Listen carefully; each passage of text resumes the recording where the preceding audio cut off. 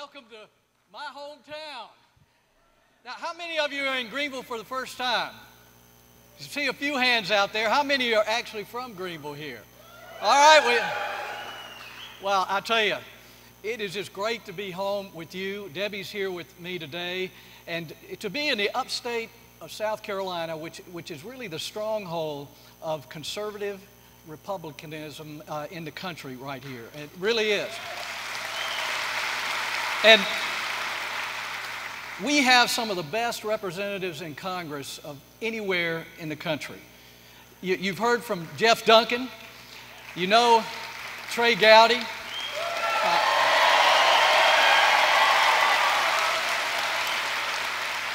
They used to say Trey has Jim DeMint's seat. Now they say Jim DeMint had Trey Gowdy's seat.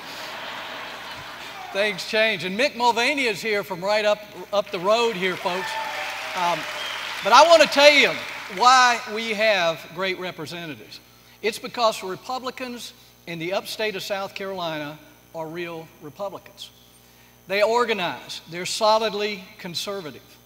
And they help elect good people. And even more important, once they're there, they support them when they do the right thing.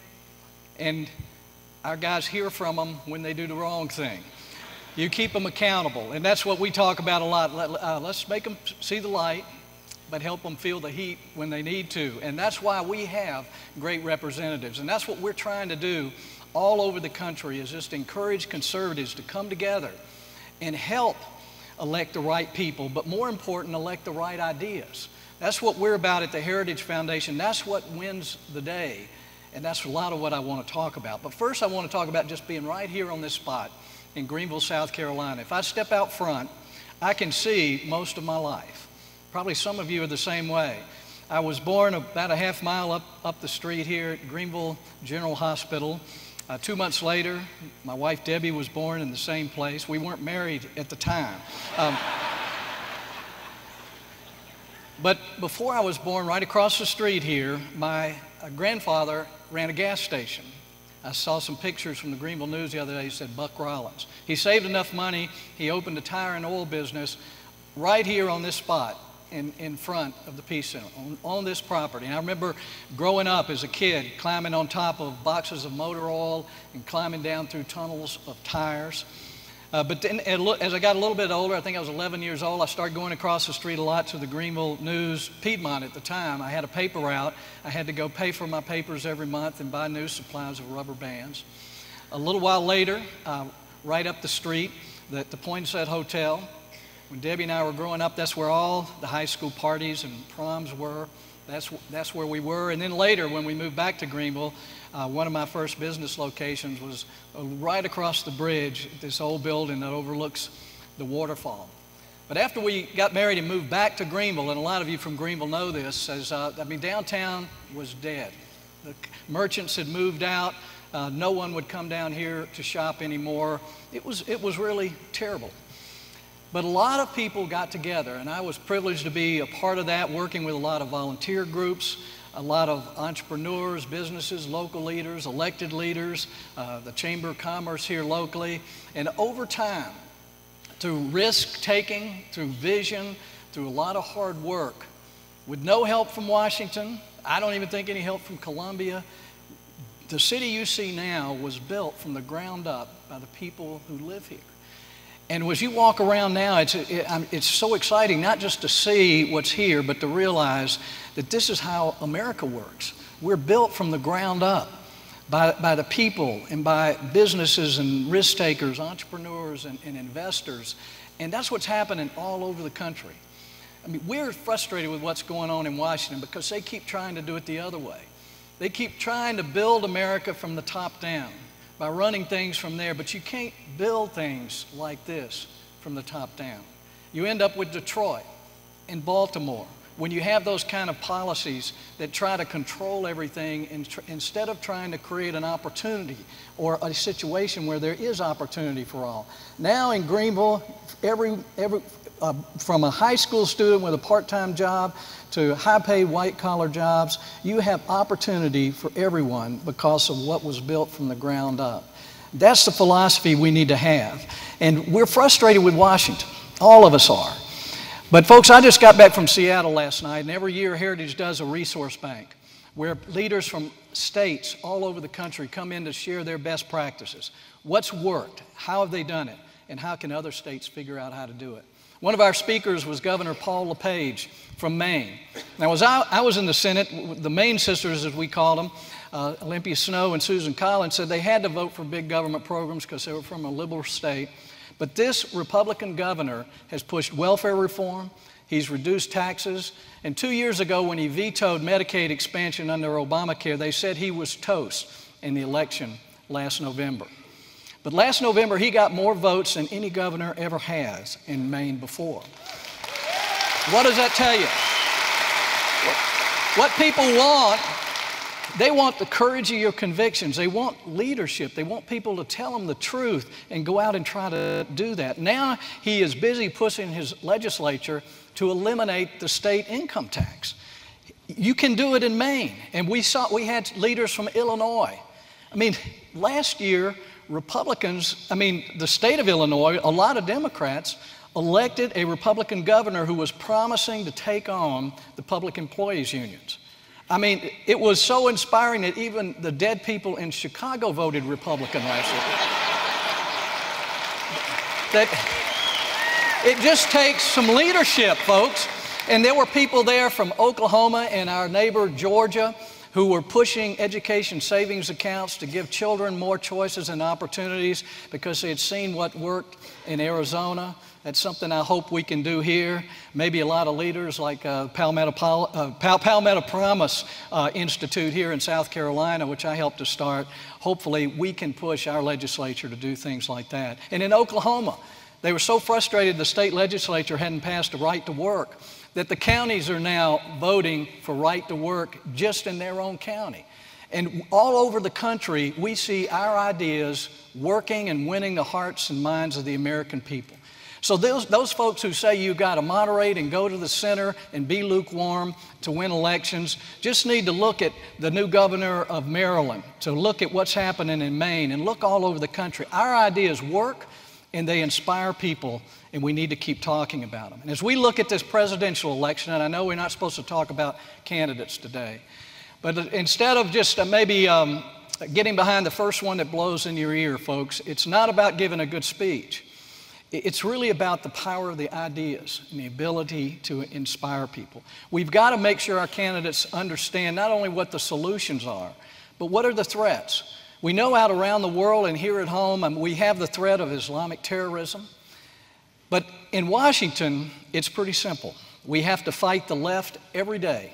Every day they're trying to take control of a new part of the American economy and society. They're threatening our religious liberties. You need people with courage and conviction. You can't compromise with these people, folks. The only compromise keeps moving you further and further to the left. We've got to fight them, and we've got to win. But there's another threat.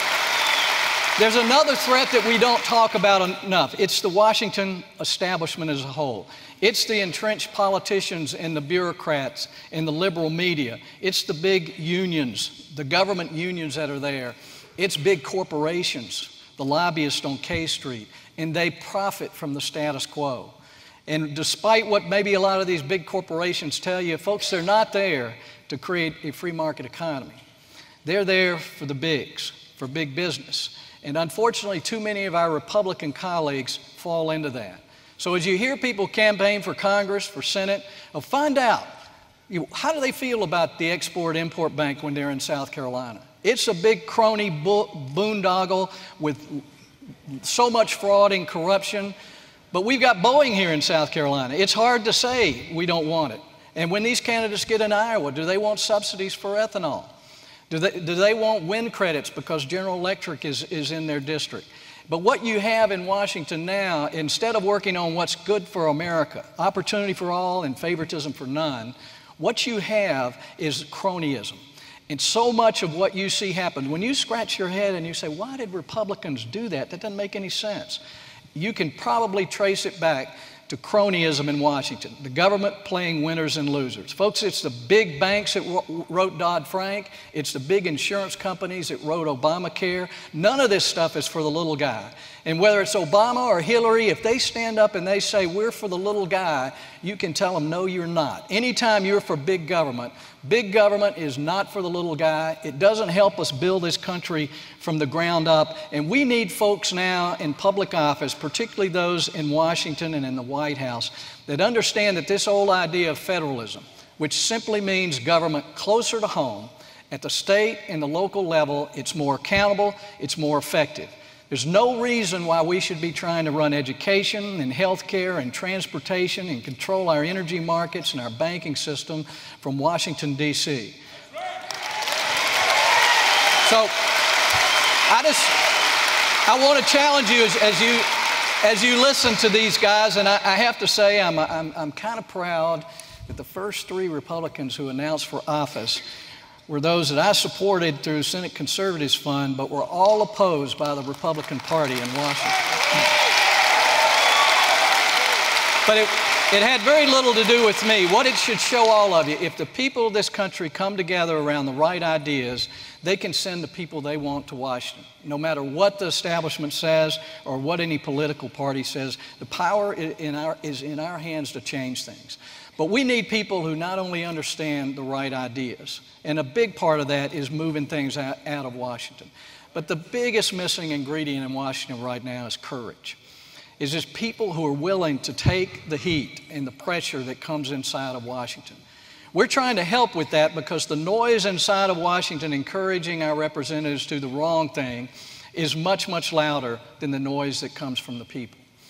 As I said, the reason we have good representatives here is because the folks who represent us hear from us back home.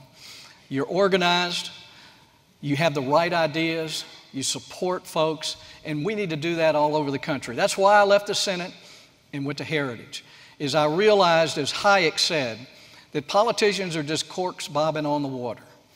It's up to us to create the current. That's what vigilant citizens have to do.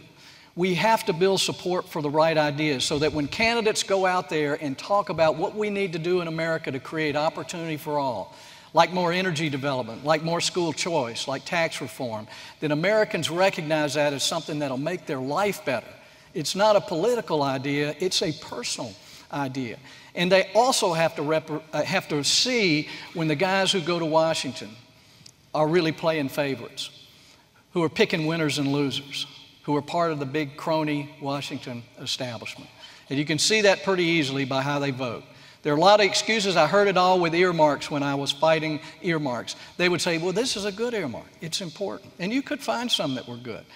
But because you supported that one, you ended up supporting 10,000. And folks, that's why we're $18 trillion in debt, is because the people in Washington now are picking winners and losers and trying to buy votes and campaign contributions from all the interest groups inside Washington.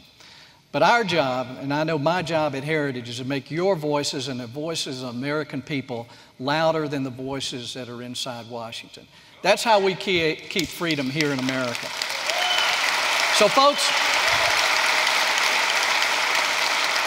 have a good time. There are going to be some great folks speaking to you, not as candidates, but we know who they are and why they're here.